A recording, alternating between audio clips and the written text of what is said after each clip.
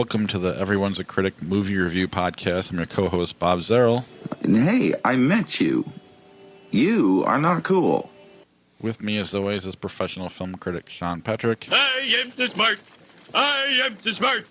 S-M-R-T. I mean S-M-A-R-T.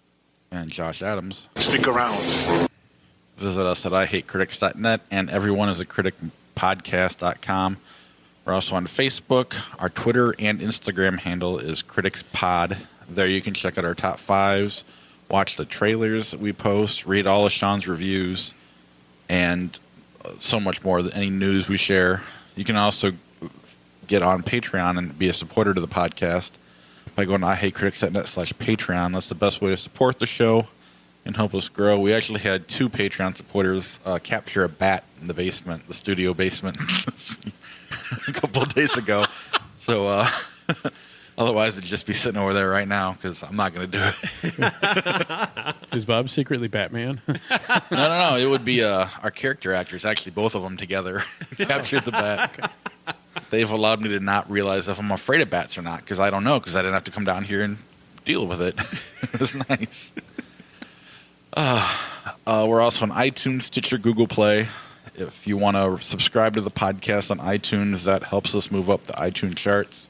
Then if you leave a review or rating, we will read it on the air. And we haven't had one in a while, so it really does help us move up the charts. I haven't looked at our what our ranking is lately, but I can do that right now if it comes up right away. If not, I'll just keep going. We're number 1. I seriously doubt that. We are number 5 and moved up 2 spots from last week. So we knocked out those Disney animated podcasts. That's fantastic. And I need to go through, if you can send me possibly a screenshot of that or something. I want to start going onto the threads of the ones that are above us and trolling them. This is the reason why I keep seeing sponsored posts for the Now Playing podcast, the podcast that I've listened to before. And not to troll them too much, but they're making you pay for a series of Hellraiser podcasts. And I'm asking you why you would make somebody pay for a Hellraiser podcast. Why would you make somebody pay to watch the Hellraiser movies in the first place, then have them listen to your show and have to pay for it just to listen to them talk about how Hellraiser sucks? Maybe those guys are really funny. No. Like, they're really cool. Like, I like them when they talk about Star Wars figures, and they've got a nice community. But I'm just saying, I want to go on to all these message boards and saying, like, do you guys realize that there's a good podcast out there and you don't have to pay for it? I do want to mention that we're going to start doing a bonus episode that you have to pay for every month.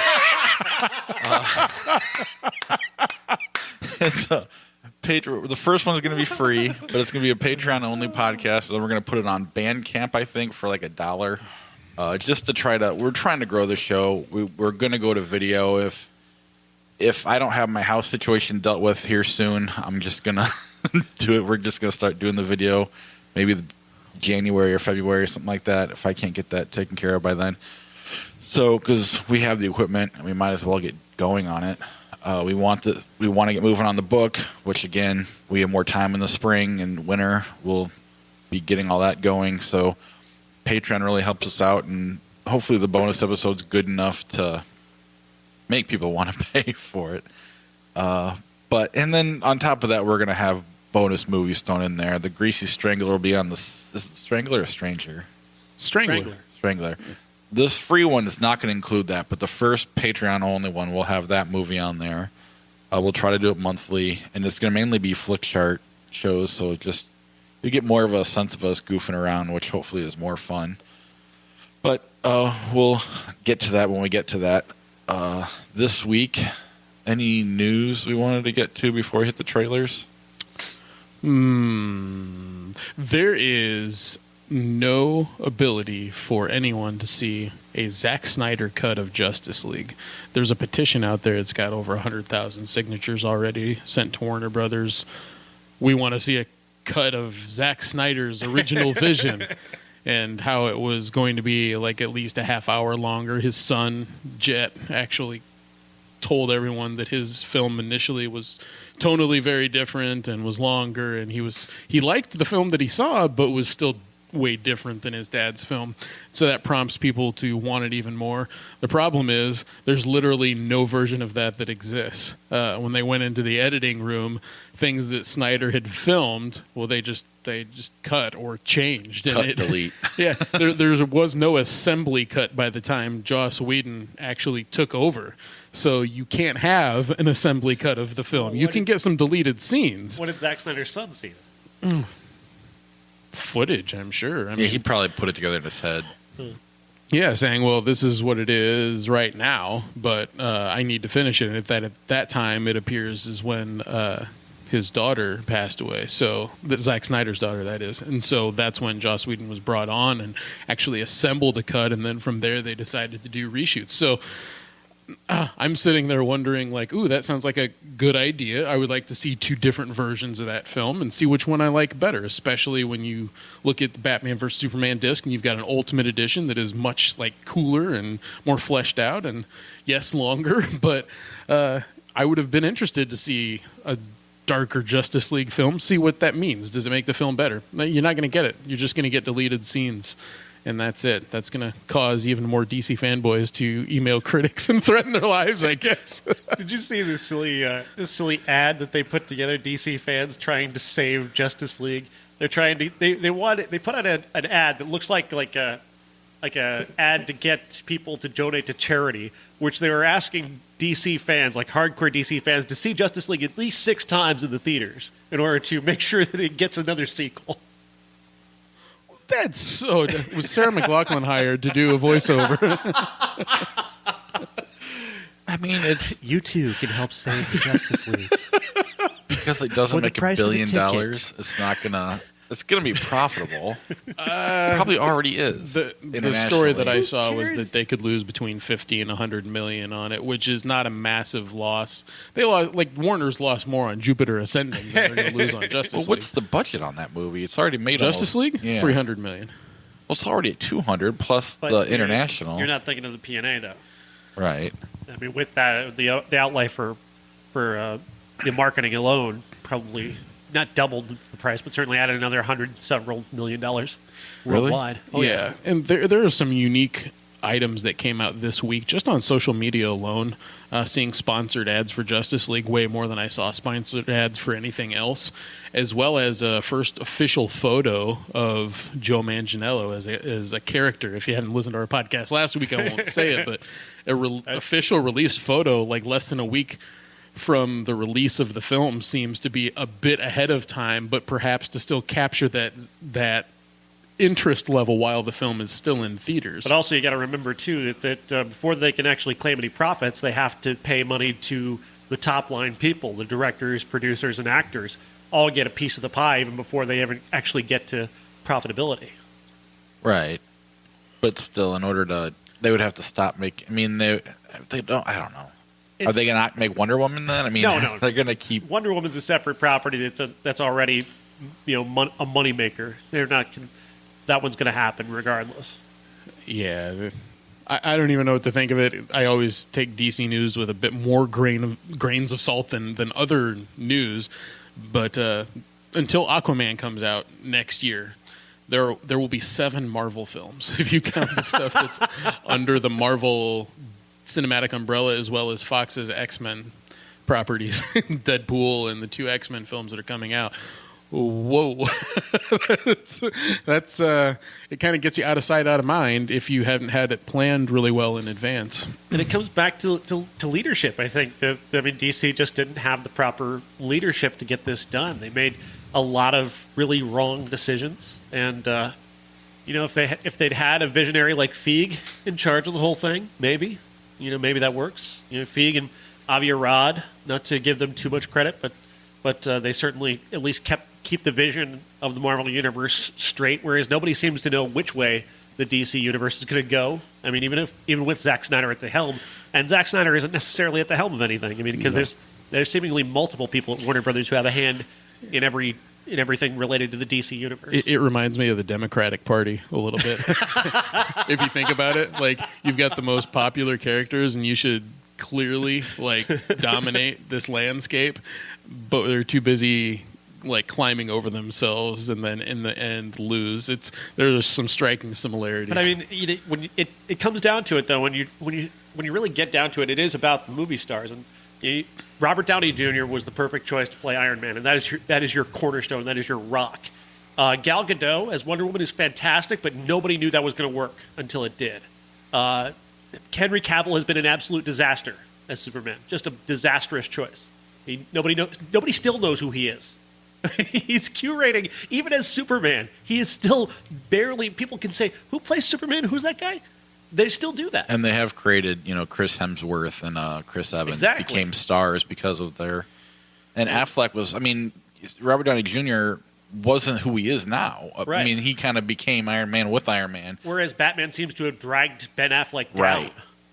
He was already too big of a star to be doing it. Yeah, so it's really only Gal Gadot or whatever, however she says her name, weird, is the only one who's kind of growing from this and that's because acting-wise. She's out on her own with Patty Jenkins, who's a visionary, as opposed to Zack Snyder, who's not. Sad face. But I had the thing is, hopes. You could kill it and then just start doing like random comic book series, just a random one-off movie, like they do with the cartoons, if they really wanted to. Oh yeah, and it wouldn't be that bad. Or two. Well, they've proven that. I mean, Nolan took Batman and made him incredible on his own. You didn't even need the Justice League. And they do still have Matt Reeves in their back pocket, who's going to make a Batman film at some point, whether it's with or without Ben Affleck. Which that news seems to change every day. It does. I heard Jake Gyllenhaal's name thrown out a couple of weeks ago. He's already tried to play Batman once. So I think Batman needs a rest. I think they need to put Batman in the closet for a couple of years. Let him get some rest. Let him get out of people's minds. So somebody else can step in and give us a new Batman. Because, I mean, what new take is there after Bale's take? But is 2 years enough? No, not nearly. I was going to say 5. At least. As much as I like. At least for me. Because, I mean, again, if you come in with another Batman who's just going to come in and do that low voice and Batman stuff, people are just going to go, it's the same thing I've already seen. Whereas if you can't come in with a George Clooney Batman or an Adam West Batman, that's just too silly in this day and age. So how do you come in with a new Batman? I mean, it's at this point right now, I would say it's impossible. If you do come in with the George Clooney, Adam West Batman, then you can do it faster to come in with the real Batman after that. Something to kill it and then... Hit rock bottom is what you're saying. I see. And then do like a Batman Begins, which is kind of a small Batman movie. I mean, still a Batman movie, but it was smaller. And then build up... I don't know. I don't really care. I get too comic-y and geeky to say what I think would happen because it could go on for a long time. But yeah, I think there are ways to do it and appeal to fanboys and get him away from the spotlight, which you're talking about. I think what they really need is to find the right casting for Green Lantern and try and make Green Lantern the next Iron Man. Yeah. And if you can do that, you can reboot the entire universe based off of that. If you cast the right guy, you got to get that casting exactly right. It's not Armie Hammer. He's an amazing actor. But it's not Armie Hammer. For God's sake, it's not Armie Hammer. And for that matter, it could be Jon Stewart, too. Like the character of Jon Stewart. An African-American man being like the leader of this group. I played with this idea for so long, and we're taking too much time on the podcast for this, but I played with this for so long that I can't wait until they announce who has been cast, because I feel like they have been. And I think they were probably in Justice League too, and then they decided, nah, we need to see how this goes first, and that's why the scene was cut. But also, I think in getting it right, you need to get away from this too. You need to just let this die down for about 2 years, then make your Green Lantern announcement and movie. But can you keep Wonder Woman the same, or do you have to start over there too? No, I keep her the same. I mean, of course. I would say let her make another 1 or 2 solo movies and keep her away from the Justice League and shit. then pretend like those movies didn't happen. Yeah. Keep her away from that stuff. I mean, Halloween's doing it, I guess. But Flashpoint is really going to do this. As soon as they get a director on board, they've gone through 2 now, and they've considered even the likes of Robert Zemeckis to do that. Flashpoint is a slate wiper. I mean, you can do much of whatever you want because you're changing the paths of characters past, present, and future in that storyline, much like X-Men: Days of Future Past. Sorry, you said I dare I say that because Hire Brett we'll get Ratner into and it just ruin it all. Although he won't be working for a long time. no. Deadpool 2 had a teaser come out. Not really a trailer at all, but Is it weird that I hated it? I just didn't care. Like this was not funny to me. I just didn't. I love Deadpool. This wasn't. I didn't find this that funny. I don't understand what the culture is, the cult around Bob Ross. Yeah. I've never understood it. I thought it was fun, I suppose, but I thought they were definitely making more fun of him on MTV when they had him on than they were praising his work. Now it seems like we're praising his work. He was such a cool guy. Was he? they're making fun of him. Okay. The trailer's funny enough because you've got like little references to things like what kind of colors they are and the credits at the very end having odd things on them. Okay, I'm down with all of that, but they didn't show us a lot of footage of the movie and barely any footage of Cable, and that's what everyone wants to see. But as soon as January, February comes around, we're going to see a full-fledged trailer Right. for Deadpool 2, and everyone's going to forget about this little thing. I hope so. I hope the movie's good. Like we've lost the director though, and that gives me a lot of pause because as great as Ryan Reynolds is as Deadpool, and he owns that role, I do worry that director had a lot to do with it. Possibly. I mean, Wernick and Reese are still writing the sequel, but the director is the Atomic Blonde director, and that movie missed on a lot of levels. And it So- seemed like he wanted to now do a bigger budget movie, and like Ryan Reynolds and those guys didn't. And that's where I kind of think that he was wrong. I mean, we'll find out. Maybe they're all wrong, but the footage that we see in this trailer, even though it's like a 20-second snippet or whatever, did you get the impression that it certainly looked like a bigger budget film? Like there was something about the film stock that looked bigger? Because the first one has like a little sheen to it that's like lower budget. It looked different. Yes, okay, Which is different. Again, but again, I don't know if that's just a director thing or what. it wasn't the director that wanted to go big budget, and the other guys Yeah. wanted to keep it small. So I don't know. We'll see. The Mercy. What the hell? It was like the only new trailer that came out this week. Like this, I kept thinking of Everest. Like I don't give a damn about this guy. I really don't. Like I'm gonna row off and leave my family behind and waste all this money on absolutely nothing. I mean, what does he get out of this? What do you get out of doing this other than leaving Say your you did family it. behind for a very long time and possibly dying and leaving your family destitute? Great job. Well done. But if you do it, you can say you did it. That's all you can say, but you can say it. Gosh, it's almost like Into the Wild. No. But everyone loves that. No. it's not like Into the I opened Wild up at the all. bag of worms just to get the Nothing desired like Into the effect. Wild, but okay. That was a character piece. and- I Completely different. know. Peter Rabbit.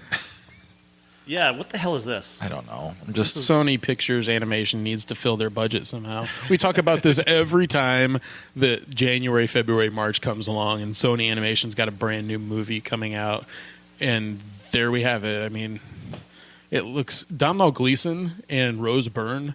What in the hell are they doing in this movie? But they use a song in this trailer that was used in another animated trailer. I think it was Sherlock Gnomes or something like that. Which is a Romeo and Juliet sequel. It was the Elton John same song? song used in both trailers. And I only recognize it because they played so closely together. But man, again, you must access the children and their pixie stick sensibilities. I think what it is both Rose Byrne and Donald Gleason are English. I think maybe they just wanted to be in a live action Aardman movie. There was an Aardman trailer that played right after that. They wanted to be in a live action version of that. And I see. was the song "I'm Still Standing" the Elton John song? That's I know that's in Nomeo, Nomeo, Sherlock Gnomes. which is also stop insane. saying it. I know. My stomach can't handle it. I enjoy the punishment, but I mean, still. Coco. Oh, we're ready. We're starting. Okay. We've been recording for like 10 minutes, man. What? We have. I'm sorry, 20 minutes. Now the podcast can finally start. Coco. Oh yes, Coco from Disney and Pixar. I made it to Coco. I survived to get to Coco. I had to sit through 20 minutes of a Frozen mini-sode that I didn't know was going to be there, which was, my God, make it stop. This is terrible. It certainly made Coco look a lot better once it started. Coco is a good movie. It's not a Pixar movie, and I'll explain, because I expect more from Pixar than what I got from this. This is a great looking movie. It's a beautiful movie. It tells the story of a kid named Miguel whose family is against music. They've banned music from their homes, and they won't let anybody be a musician because his great-great-grandfather ran off to be a musician and never came back. They don't know why he didn't come back, which we'll learn throughout this story. But he desperately wants to be a musician. He finds out that maybe perhaps his great-great-grandfather was this guy, De La Cruz, played by Benjamin Bratt, who is this legendary Mexican singer, and he thinks maybe that he could be his great-great-grandfather. And he's got this guitar that's in the middle of town, so he goes to grab it. Turns out the guitar is cursed, and it ends up sending the kid, Miguel, to the land of the dead. And he has to get one of his family members in the land of the dead to allow him to go back. But part of their willingness to let him go back to the land of the living is that he can't do music. And that's where the kind of conflict comes in. There's an identity switch issue that is very predictable, very standard. If you didn't read this coming very quickly, you weren't trying very hard. I like a lot of this movie. I didn't laugh hardly at all. There's really nothing funny in this movie. And without the laughs, it just feels like a very standard, very familiar plot that was very predictable. And that's just not what Pixar does. Pixar usually subverts the predictable. They usually find a way to make a predictable story better by either making it funny or making it deeply emotional. And while the last couple minutes of this movie get very emotional, I wasn't emotional throughout. I was kind of disengaged throughout. And this is really lower end Pixar for me. Because it actually felt more like a Sony animation movie than it did like a Pixar movie to me. Ew. Well, the look was definitely Pixar. Yeah. I think that the look was possibly the best looking movie they've made. But I wonder, the movie Wonder, that hits you right off the bat, and those emotional moments, which you get at the end of this movie, having seen that so close to this was not fair to this movie for me. But I mean, I will say that scene at the end, my son jumped up on his seat and covered his ears because he didn't want to deal with it, which was pretty cool. But I love the way they got the instruments right was just insane. And I know we've been watching movies for months with this playing beforehand, showing them how they did it, but it's still, seeing it was just pretty insane. I mean, they got, and I guess it's easier because it's animation, but I mean, you look at movies like Whiplash that didn't get it quite right, but this movie had everything perfect, and it was, that alone kind of satisfied me. But it was a good movie, but it's kind of where it begins and ends with me as well. If the last 5 to 10 minutes had been the entire movie, then I think we've got something legendary on our hands because of the look of the film, vocal performances. But you hit on something, Sean, that I just realized I didn't laugh either, which is kind of an odd thing to do through a Pixar film. I expect to be laughing at some point. I'll compare this to The Good Dinosaur from a couple of years ago. That's low rent Pixar, and I still liked that, and I still like this, but also it doesn't interest me nearly as much as The Incredibles, even Monsters Inc., something along those lines. It is definitely low rent in terms of the story. Plus, we have seen animated Land of the Dead stuff before. Not necessarily rendered as well, but the Book of Life that came out a couple of years ago, Guillermo del Toro was behind that production. And so we've seen this color palette, this color design and skeleton formations and whatnot before in mythical stories. And so this isn't brand new information for us. Without that film, maybe this would be lending something new to animated audiences. But kids that saw that and see this are going to say, isn't this like that other movie? I've heard that from a couple people already. And I have to say that I did drift off during Frozen, the first part of what you see, and there were a lot of this is a weekend for families to go see movies, and usually get some out of towners that don't know how to behave at the theater. And I am intolerant of this type of activity. People behind me that were talking all the way through the beginning of the Frozen thing, and they're like, "Oh, we can't hear it." And I leaned over and said, "That's because you're talking." But then I settled down and turned around, and sitting by myself watching a kid's movie, I kind of drifted off through that whole Frozen thing. But I woke back up and I'm like, it's still going. If you're going to have a short, you have to keep it Yeah, it can't be short. 20 minutes. That's No. ridiculous. That's not a short. Release it with the Blu-ray, and I think you'll have the same success rate. England, they actually got it right. They released it with a kids musical version of Frozen, with the words on the screen kind of thing. They released it with sure. that. That makes sense. Yes, yes. I knew it was coming. Did they not have any confidence in this? Like they felt like they needed Frozen to sell this? Like, is that? Wait a minute, is this? I don't want to make any weird accusations and get this all racial and stuff. But did they think mainstream white audiences wouldn't turn out for Coco if it wasn't for Frozen? It's possible. Boy, that is possible. That is really cynical. Well, think about That's this, one of the though. most cynical thoughts I've ever had in my life. Well, here's another cynical thought. Little Mermaid, Beauty and the Beast, Lion King, and then Pocahontas was definitely a drop-off. Yeah, Mulan as well. Mulan. I will say that the audience that I went to, a good portion of it was a minority Latina audience. I thought that was actually kind of neat. There was not the people sitting directly behind me, but to the right behind me at the very end, some very audible sobs.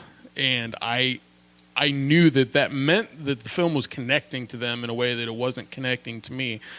It's a really neat last 5 to 10 minutes, and I hate to just say that the film succeeds on that level, but gosh, if you can put yourself in a home video setting where you don't have to be subjected to the Frozen part, just watch this as a regular film. I think it'll be neat, but not something that lasts as long as, say, Brave or Up or whatever. Well, and it's a totally different tone than Frozen is on top of that, so they don't go together whatsoever.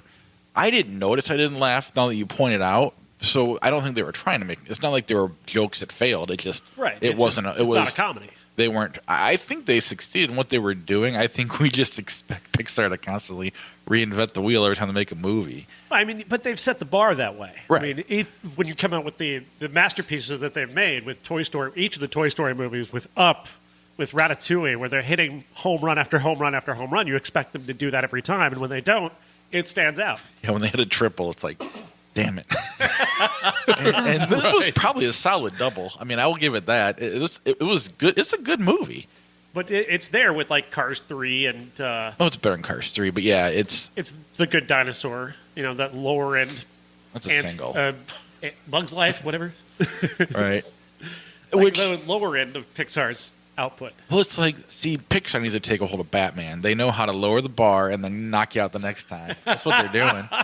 So The Incredibles 2 will be amazing. No. That teaser trailer is excellent.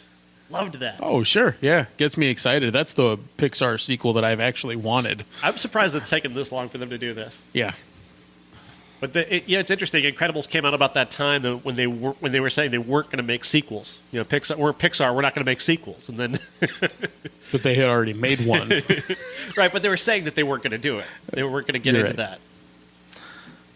Roman J. Israel Esquire.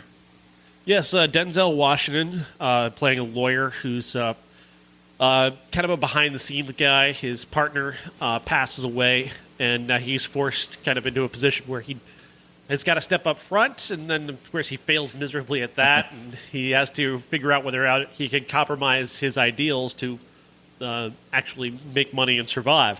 And there's an interesting conflict there. But I think we're talking about two different movies. I think there are two different movies being played here. One is the one that Denzel Washington's making, and the other one is the one that the director's making. The director is making kind of a legal thriller about a guy who's working on who's thinking about compromising his morals, and Denzel Washington's making a character piece about this guy Roman Israel who used to be an activist in the '60s and wants to have that feeling again. But he's also got all these quirks about. He's got to eat a peanut butter sandwich over the sink. That's how, and he has his hair like this, and he has this suit that he likes to wear all the time, and he wears headphones, and they're always playing, the the same songs from the 1960s and 70s. And it just feels, and I've watched a couple interviews where even Denzel Washington is talking about the things that he brought to this character, and to me it just felt like the director just didn't stop Denzel from doing it, or rein him in a little bit, bring him back and make him be part of the actual plot of the film.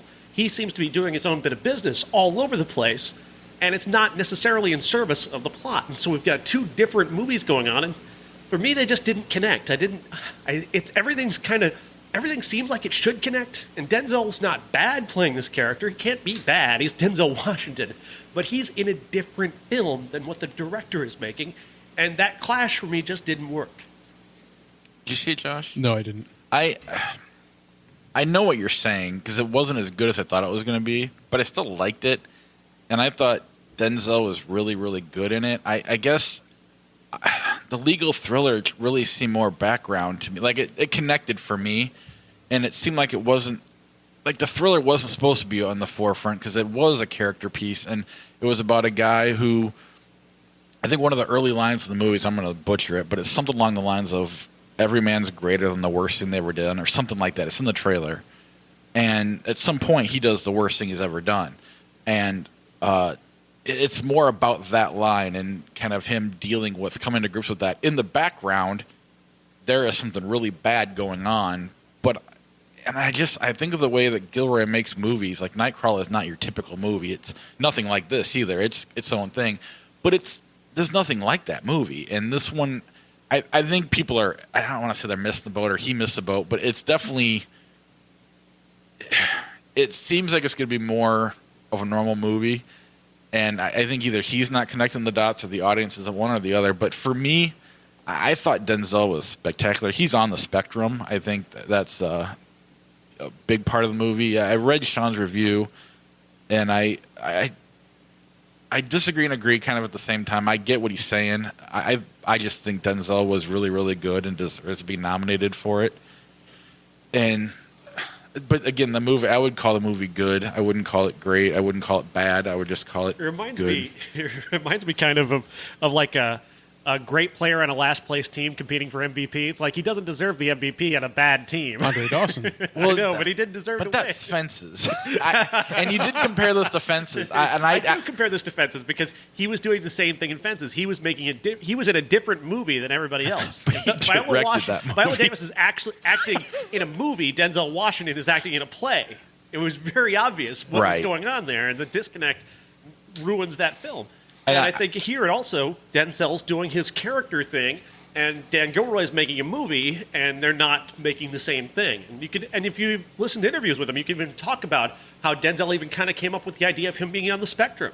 Like that what may not have even been part of Dan Gilroy's initial idea. It makes more sense for the movie that was made, though. I don't know.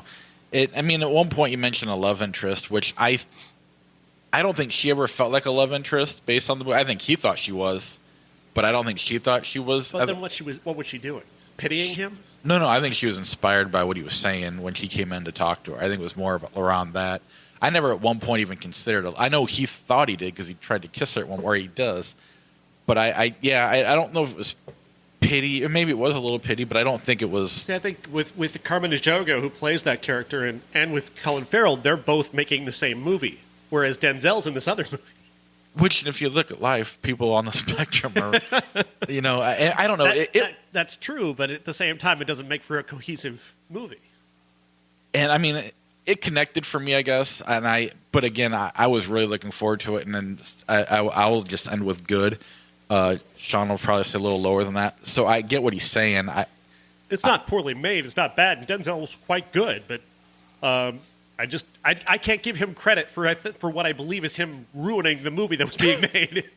And I guess we're done on a different opinion. I don't think he ruined the movie. I didn't think he did. But I get what you're saying. His movie, I think, would be very good. And I think Dan Gilroy's movie could be very good. But put them together, it's not the same movie. I think Dan Gilroy's, if it's what you're saying, which I don't think it is, but if it was, I think Dan Gilroy's movie is just kind of a straight ahead John Grisham movie, which doesn't seem like something Dan Gilroy would make. But the Denzel movie would be. But I don't know. I kind of think it's there. I don't know. It is what it is. We're not going to change each other's opinions on it. And we're not that far apart. No, it's just more. It really is probably a little tiny thing that could go one way or the other. Sounds like I need to be the tiebreaker on this one eventually. You'll probably be that down the little sliver of the middle that there's there. I'm predisposed to like both the director and the actor, so I'll probably lean more towards you and wouldn't think about the making a different movie thing. I mean, I wouldn't put it best picture of the year, but it won't be now my it's in your top head. 10. I will say, though, there haven't been many movies this year that I would go, that's the best of the year. There's only like one that just stood out and it's not even been touched yet.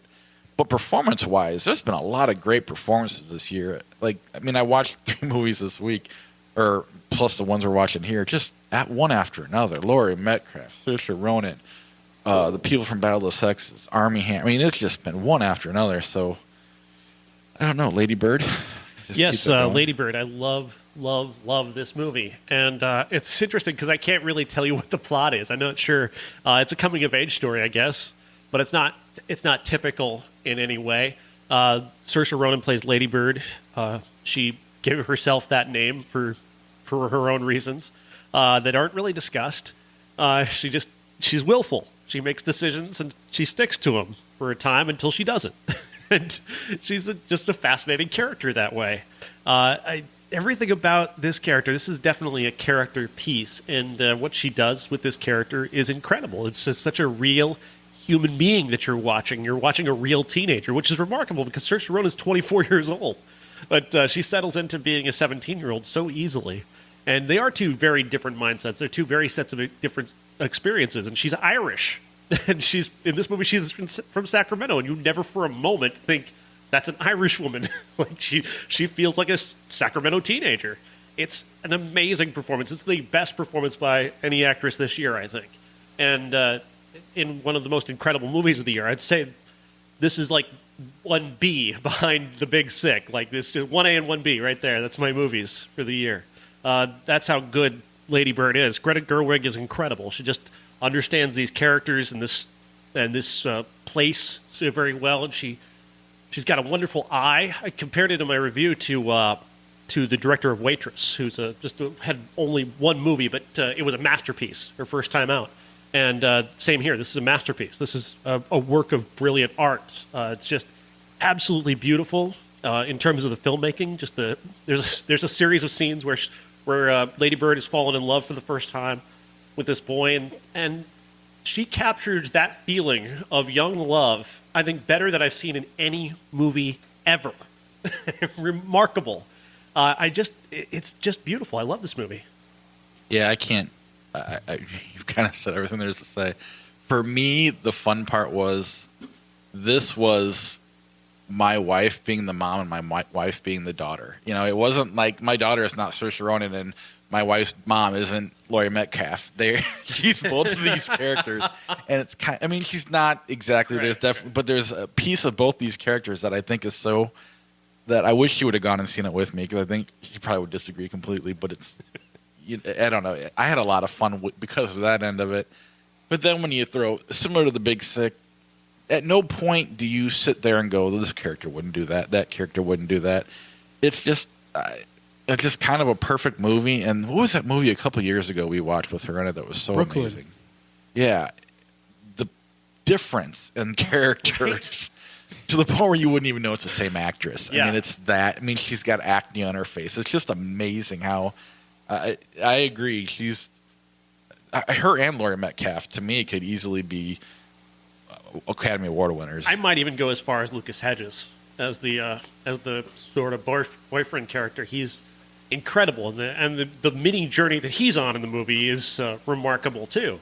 And to capture that huge thing in just a couple of scenes, yeah, I know, is remarkable. That's what great directors can do. Yeah, it's like we're complaining about Superman's thing going so fast. It's this fast here, but you're satisfied with how they handled it. It's a snap of your fingers, but man, did they! That scene between her and Lucas Hedges, their final scene together is it's beautiful. It's touching. I cried. Yeah, it's. I go see this movie. It's A24. Another home run. I'd like to see. If this won Best Picture, I'd be happy. If anybody won an award, I'd be happy. For a movie that I'm a guy with no relation, other than the fact that I added, I put my wife in these roles, I have no connection to this movie, and it's that good. You guys always see this stuff before I do. This is like a trend now where I'm like, gosh, if I really work hard, I can see the popular movie this week. And you guys are like, yeah, I saw this little thing that had 4 showings over in Davenport. And I'm like, I don't want to go to Davenport. Bastards make me sit in a certain place. And that's the thing is it wasn't packed, but it was every other seat. Yeah. Which was nice. A bunch of people by themselves. The guy to my left was annoying as fuck. He was constantly like, oh my God. Oh no. Wow. He just would not shut up. You gotta tell him to shut the fuck up, man. I know I'm gonna get hit someday, but that's fine. I'm cool with it. But like this morning, if it would have had a staggered showtime that I was able to get to, Right. I would have seen it. I just didn't get anything accomplished this morning, and then so all I had time left for was Coco before we do the show. But Yeah, I was able to use the black one. Coco and Roman J. Esquire came out on Tuesday, so I was able to catch one of those. Sneak my son out on Thanksgiving while they were Black Friday shopping to watch Coco. Then she had all day Friday, so I was able to kind of make deals. This probably won't ever happen again where I see almost every movie we talk about. But yeah, Lady Bird, go see it right now, and if not now, when it comes to Netflix or whenever, but see it. It's that good, especially if you're a female. I really think they were calling this kind of a daughter's apology to their mom, which I don't think it applies to all mother and daughters, but there's definitely, I think anybody could relate to it on some level, especially as a female.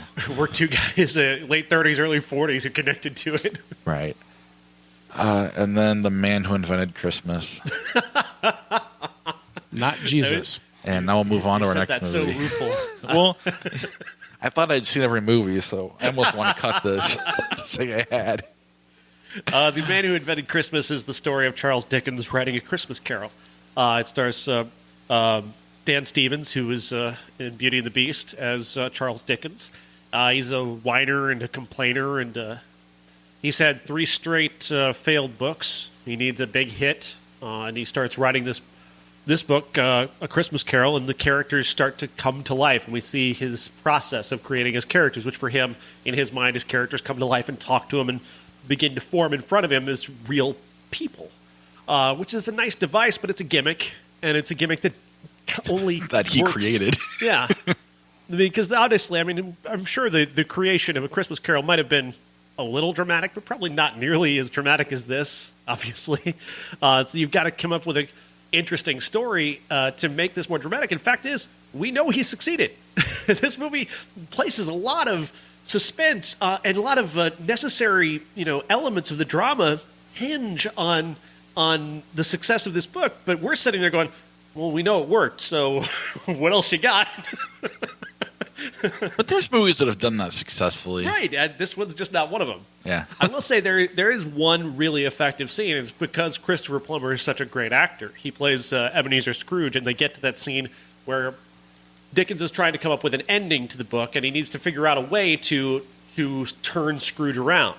And he hasn't figured it out in his mind. In his mind, he thinks he's going to end the book with Tiny Tim dead and Ebenezer Scrooge dead, and that's it. So that's where the book was apparently going to end. And then he has this scene where he revisits his own past, and Scrooge comes in and starts kind of verbally attacking him, and then he puts Scrooge down in this grave, unmarked grave, and tells him how he's not going to be remembered by anyone. And Christopher Plummer has this very emotional speech about wanting to be remembered, wanting to not die unloved. And it's a great scene, but it's not nearly enough to save an entire movie. Yeah, I didn't see it. No, and to be honest, before you explained the film and before I looked it up, I could have sworn that this would have been a Pure Life. What's the production company that makes Pure Flix? Pure Flix. I could have sworn it would have been something like that based on the title. Yeah. But lo and behold. Apparently, and they don't explain this very well in the movie, they call it The Man Who Invented Christmas because at the time, Christmas was being celebrated, but people weren't really, it was kind of dying off, and there were a lot of, people who were saying, well, Christmas doesn't really matter. We don't, it's just a way for beggars to take things from other people. And when Dickens put this out, and apparently this is a true fact, after this came out, charitable giving rose by nearly 100%, based off of people reading this book and being filled with the spirit of giving. So, filled with the guilt of the lack of the spirit of giving. apparently everybody thought they could save Tiny Tim if they gave something. So I just always thought it was Krampus.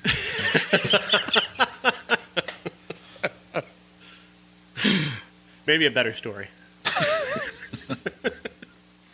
Ladies and gentlemen, this is the main event for the linear, legitimate, and universally recognized, undisputed classic. And just because our classic is Barton Fink, which I guess in a way could tie to The Man Who Invented Christmas and that they're writers. That's kind Sure, of why not? That's about as good as we can get. Barton Fink tells the story of a New York playwright played by John Turturro who moves to Los Angeles to work in movies, not necessarily willingly, but he wants the money that they're going to pay him, so he moves out there to write films, and he gets assigned a wrestling picture, which Wallace Beery is a real actor, in case you guys didn't know or anybody didn't know that. He's writing a Wallace Beery wrestling picture. It was one of those programmers from back in the day that they would pump out like once a month, and they've got this guy who thinks he's going to reinvent the appearance of the common man in everything that he writes. Not exactly a great fit, but it's a wonderful piece of storytelling, and John Turturro is amazing as this tortured writer. I mean, really, there isn't much to the story. It's just him just constantly being tortured by life and the stupid, horrible things that happened. John Goodman, why he didn't win an Oscar for this, I have no idea. I mean, this is an Oscar performance. He is so incredible as the next-door neighbor who, spoiler alert, maybe a serial killer, maybe a demon, we don't know for sure. Maybe a mosquito. Maybe. And that's the thing, though. You watch this movie 10 times, you'll find 10 different things to take away from Barton Fink because it's a Coen Brothers movie. And That's what they that's do. what they do. They layer their films so deeply that you can take something different and brilliant away from each time that you watch it. Yeah, there are so many characters in this film that even the lower end characters, like the studio boss, played by Michael Lerner, who is so energetic. He plays a stereotype, but manages to somehow reinvent the very stereotype that he's playing. And Steve Buscemi playing Chet, the hotel clerk. When you first see him, he's coming up from a trap door in the basement, and for some reason, I don't know, the hotel itself is a character in this film, with the peeling wallpaper and the oozing glue and the massive heat that seems to emanate from every corner of the screen on this film. You watch it and you can't help but just be kind of as enveloped and irritated as John Turturro's characters gets. Because, shoot, if I was writing on a typewriter in that kind of extreme heat, I would also be irritated and probably delusional, just like he was. But there's this moment where you think he's finally going to get it, and you think the film is going to turn around and Barton Fink is going to write something amazing, and he's got his muse there. Then he wakes up the next morning and the muse says there's something that's happened to the muse. Then the film starts to take that downward spiral turn. He starts to lose his mind. John Goodman, John Goodman has been many things to me. He's been Dan Connor, he's been Sully, but this one is the one that I think of more than anything, is just how he shows his chops off. Because he's menacing, he's also very friendly, almost like a John Candy's character in Planes, Trains, and Automobiles, where he's annoying and you want him to get out of the room, but it's like there's something to this. I don't know quite what it is yet, and then the first time that I saw this, at the end of the film, no spoiler alert per se, but you start to wonder, like, I had no idea that the film was going to go in this direction.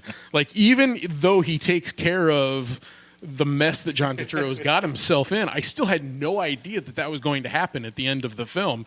And I remember the first time watching it, my jaw is just agape, thinking, oh my gosh, this film has flummoxed me. I have no idea what happened. I just know that I love it. With a measured viewing this time, I was able to discern that I love the characters more than anything, and the Coen brothers, through their writing, invent such interesting things to look at and hear.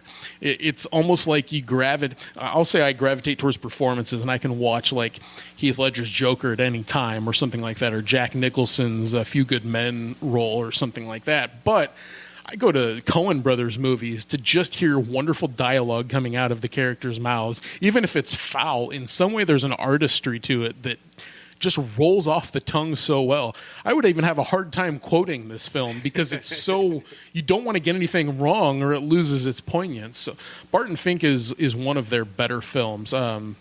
There's so many of them now. Fargo, Big Lebowski, I mean, good Lord, Hail Caesar, but Barton Fink is one that we don't talk about as much and isn't known as well.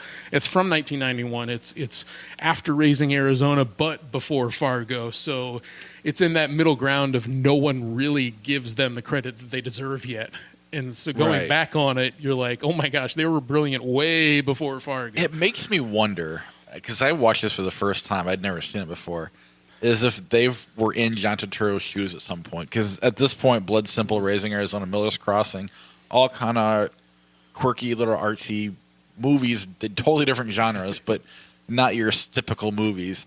And that Hollywood goes, "Hey, come in here and do this," and then they write Barton Fink, and they're told it sucks, but it's actually amazing, and they think it's the best thing they would ever. I don't know.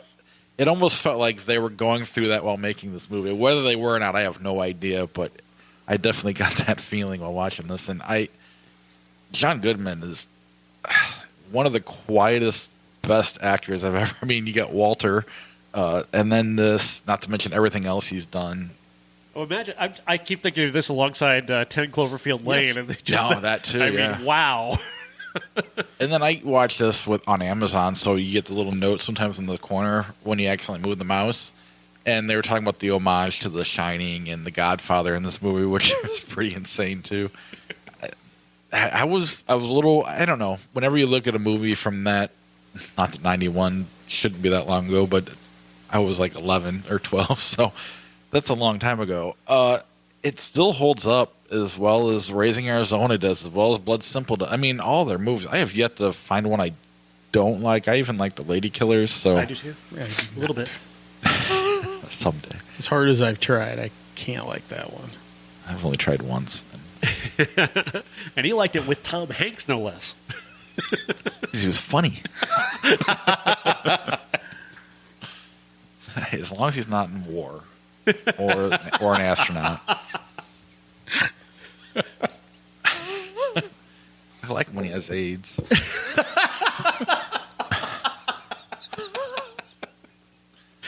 Odd thing to say.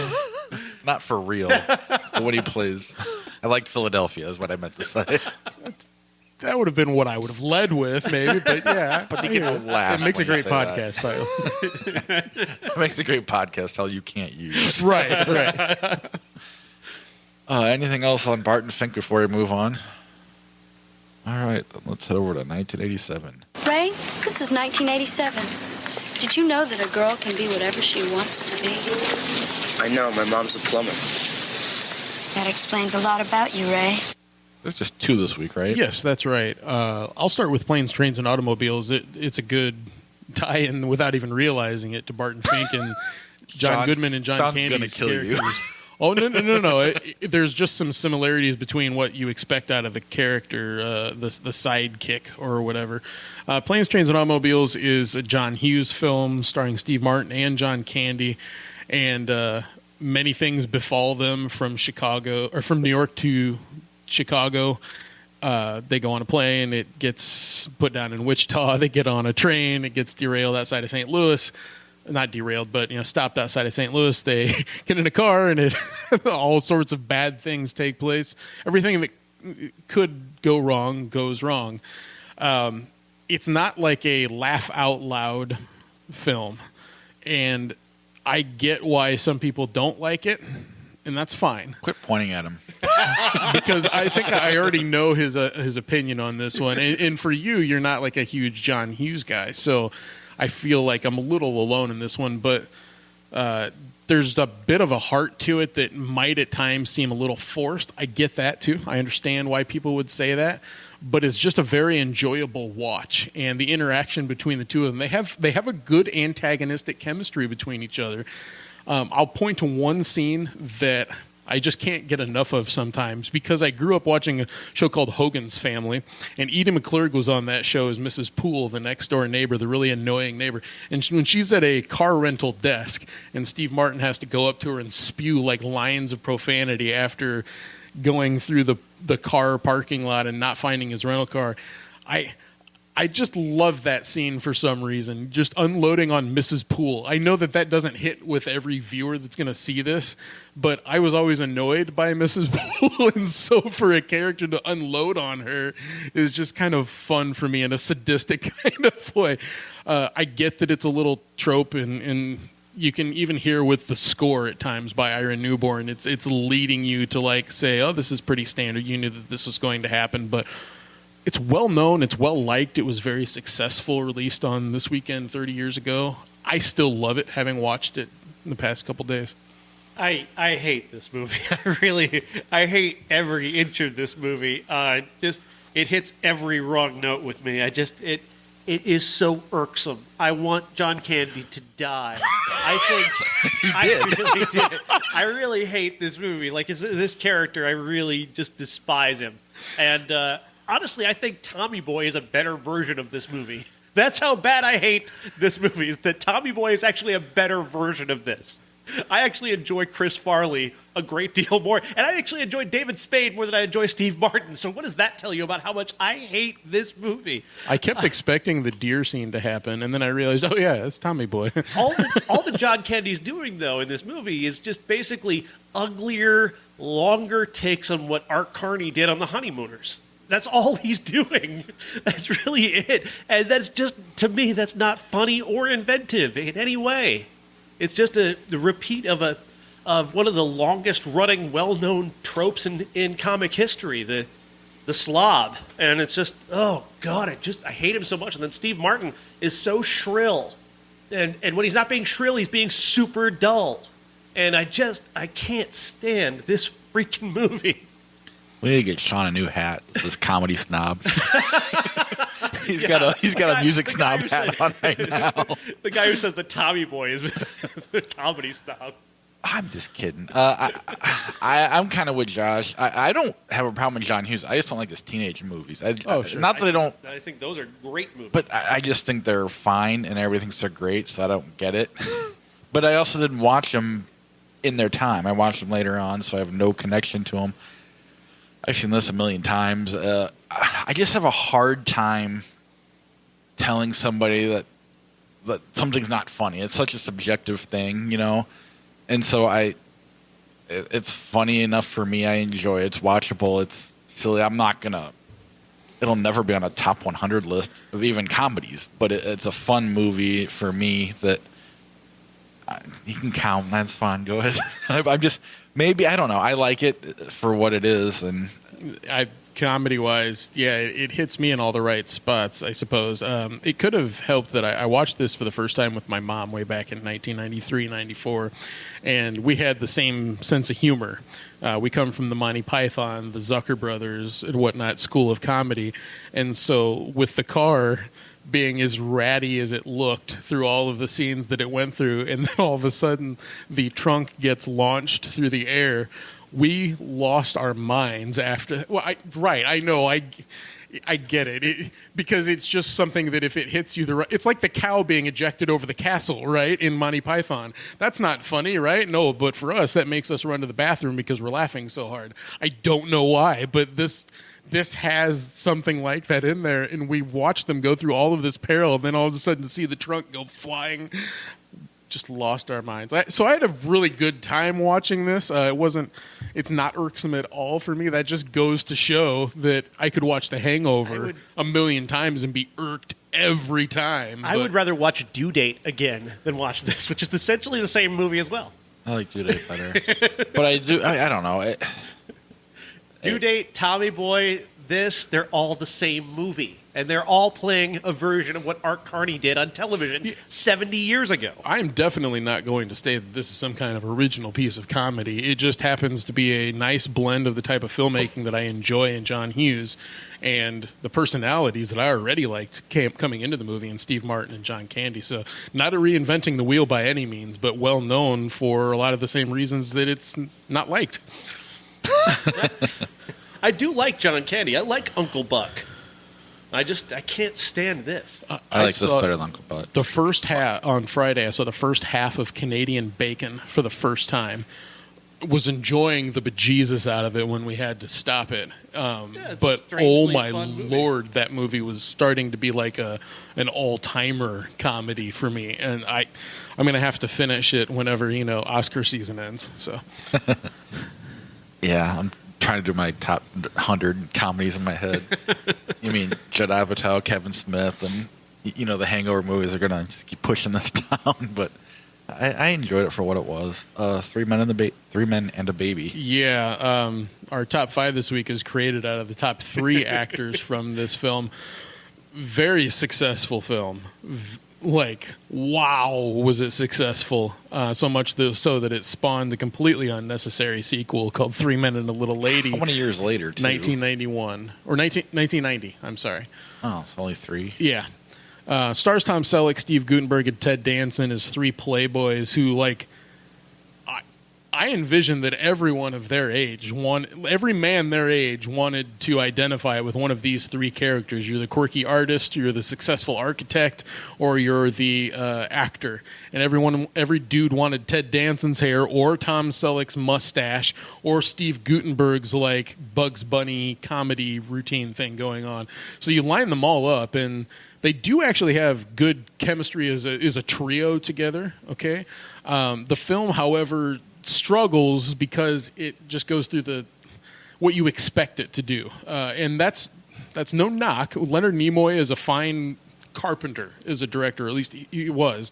He directed Star Trek movies with the hand of a carpenter as well. I mean, he directed The Voyage Home, though. and I know it's so weird. As soon as I saw that name, that's our thing. It's not him as an artist. It's just our thing of applying who he is to this. It just seems so strange. Yes, needless to say, it's not necessarily funny in any real spot, because it's just like, oh, the baby peed on him, or oh, the baby's loud, or oh, the baby, they have to change a diaper and they can't do it correctly.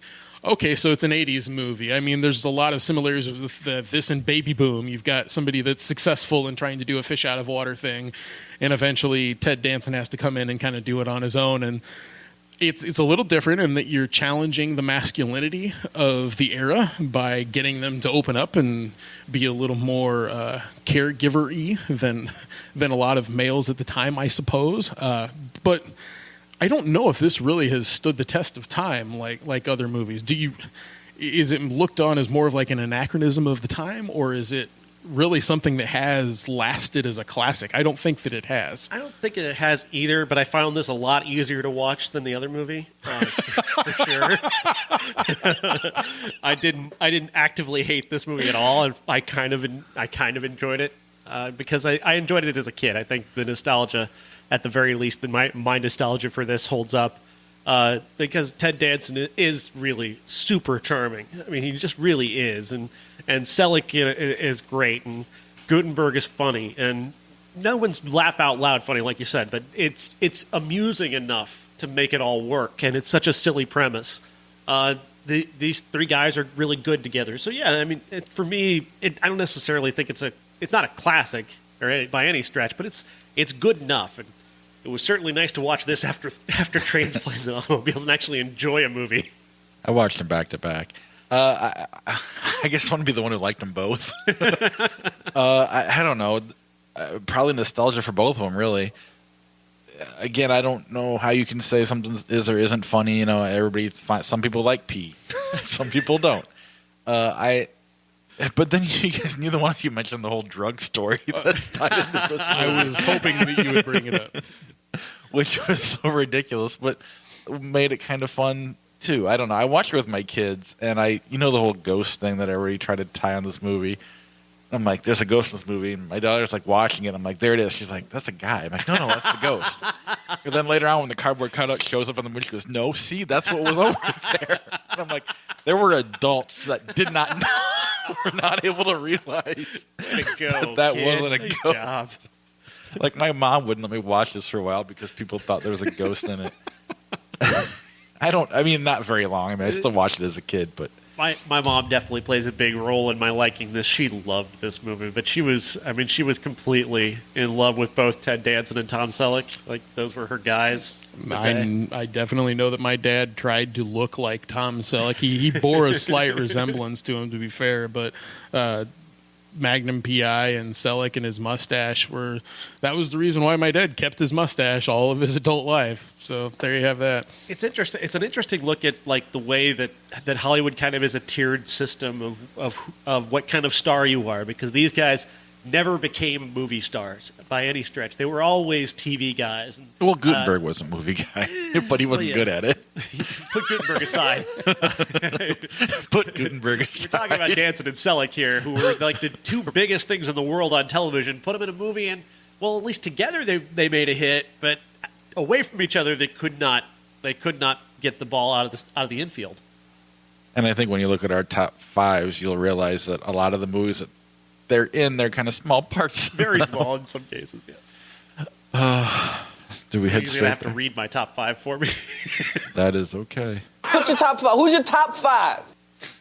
All right. Did we have any Instagram top fives? I did not see any. I didn't see any either. So I will start with Jason from New Mexico, who said, damn, I was going to go with obscure cast members. Me too. And I said, I was trying to prevent Josh from doing that. Which you did.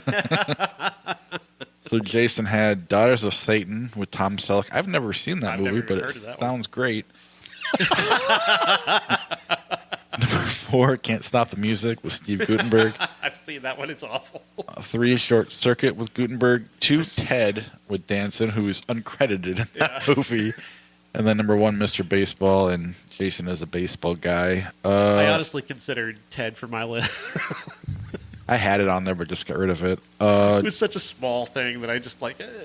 But then the other one I picked for number 1 is a really small one too. So Cousin Jeff had Body Heat, Ted Danson, Can't Stop the Music, Gutenberg, Daughters of Satan, Tom Selleck, Creep Show, Ted Danson, and Lassiter, Tom Selleck. Which I don't know what that movie's about, but it shares his last name. Looks like a cop movie. they only picked it because that's his last name, That's Lassiter. kind of what I thought he was doing, but I wasn't positive. For me, I had The Amateurs with Ted Danson. That was the amateur porn movie I talked about last week. Oh. Diner, Gutenberg, 3 Men and a Baby, all of them. Mr. Baseball and Body Heat. Sean had I'll go number 5, Diner. I don't have my phone with me. Right. 5, Diner with Steve Gutenberg. 4, In and Out, Tom Selleck. 3, Amazon Calvin Woman. Klein. I know a lot of people don't remember that movie, but Tom Selleck played his love interest, actually. And very well, I might add. 3, Amazon Women on the Mood. Gutenberg stars in one of the very funny segments of that very funny film, which remains maybe the funniest movie of 1987 for me. 2, Mumford. Mumford, a very small movie, but Danson's got a pretty big role in that, and is quite good. Is that number 1, Saving Private Ryan? I mean, I couldn't justify putting Mumford above it. Saving Private Ryan is not my favorite movie by any stretch, and certainly not my favorite Spielberg movie, not even my favorite war movie, but it's such a good movie that it's so much better than everything else that everybody else has been in this group. I had to make it number 1. Fair enough. Yeah, and mine is Mr. Baseball, Tom Selleck. I remember getting excited that Frank Thomas was in the movie, so I went to go see it. He is in the movie. 4. That's what you can say about it. Yeah, that's about it. I liked it enough because it had baseball in it. And plus, Tom Selleck actually had a pretty nice swing, a nice lefty swing. I could have bought him as a late stage Wade Boggs or something like that. Going You over really to cared Japan. about the baseball, too, which is nice. Yes, they did. 4, Creep Show with Ted Danson. I actually kind of dug that, as silly as the whole thing is. His part was enjoyable. 3 is 3 Men and a Baby. It's not like I didn't like the movie. It's just that it didn't bring back the kind of like great feelings that Planes, represented Trains, the and box Audio. office, Right. etc. And 2 Short Circuit with Steve Guttenberg. I absolutely love that movie, despite all of its issues. We talked about it last year when it turned 30. And 1 is Saving Private Ryan. There's no way I could put Short Circuit over Saving Private Ryan and get away with it. I went with such a small role. I'm going to keep it out. Yeah, that's fair. With your elimination of the random cast members, I had to throw out Philip Bosco and Paul Guilfoyle, and oh man, I could have had so much more. Yeah, that was the point.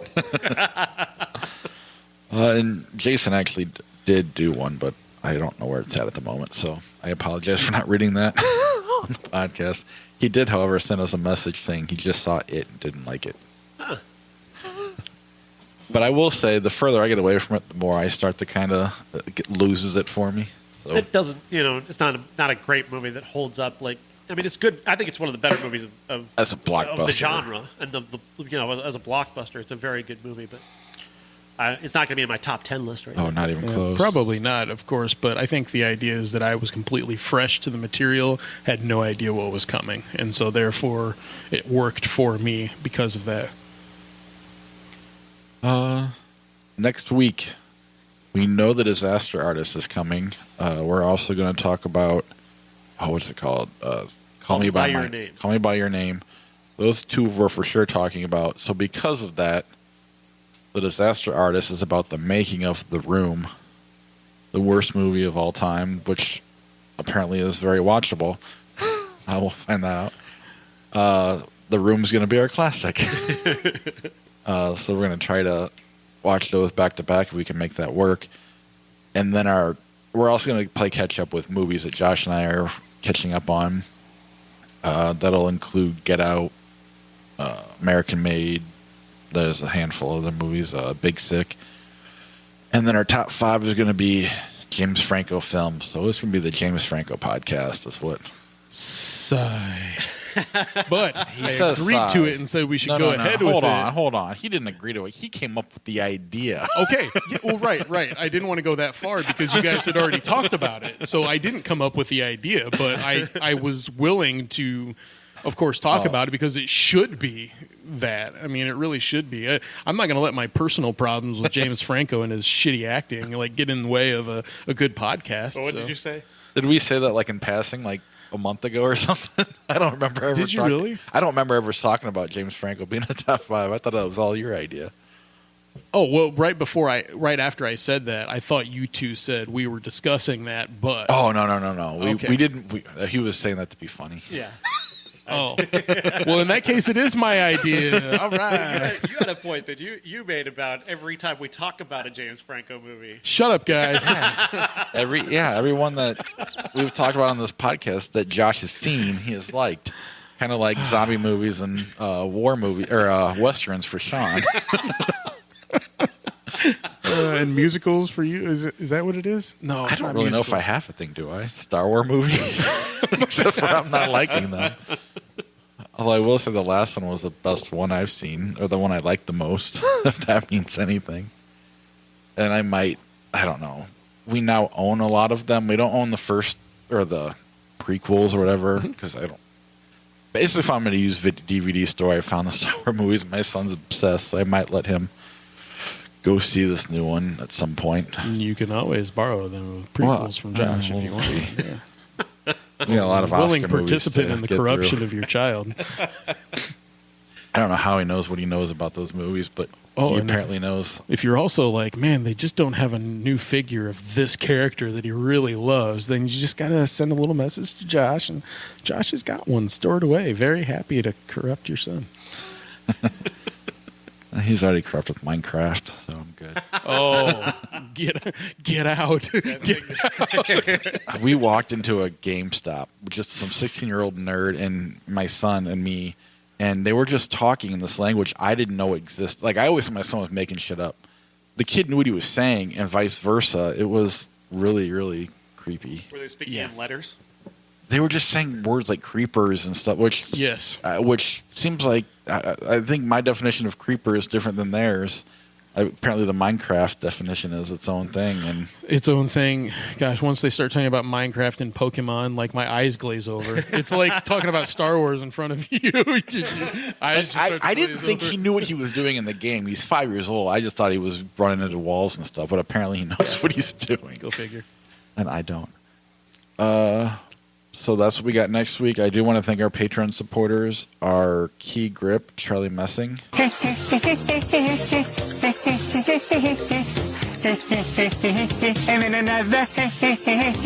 Our character actors and Bat Slayers, Corey and Josh. I think this is the beginning of a beautiful friendship.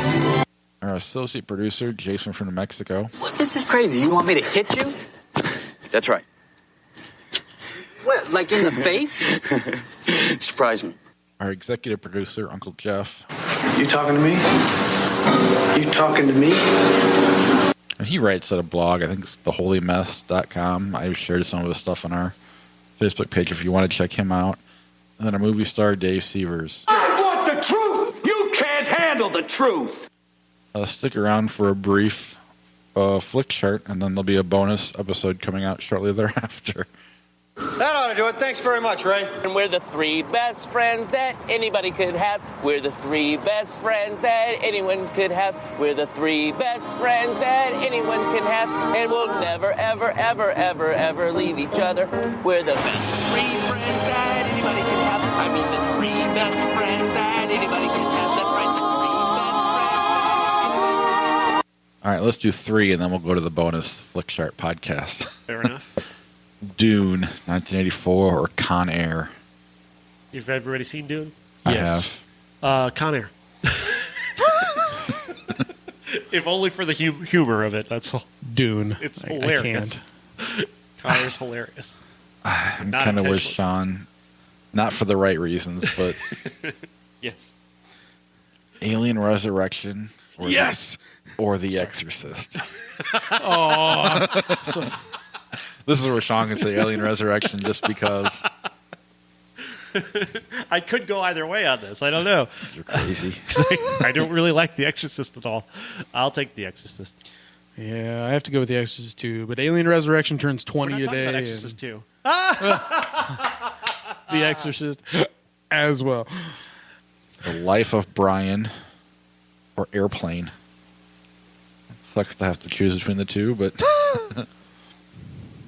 Airplane. I'll go with Airplane as well. Life of Brian is the lesser of the Monty Pythons. all right. Stick around. There will be a bonus episode, which will in the future be a Patreon-only episode that you can purchase on Bandcamp. But it's just going to be flick chart, so if you want to check that out, go for it.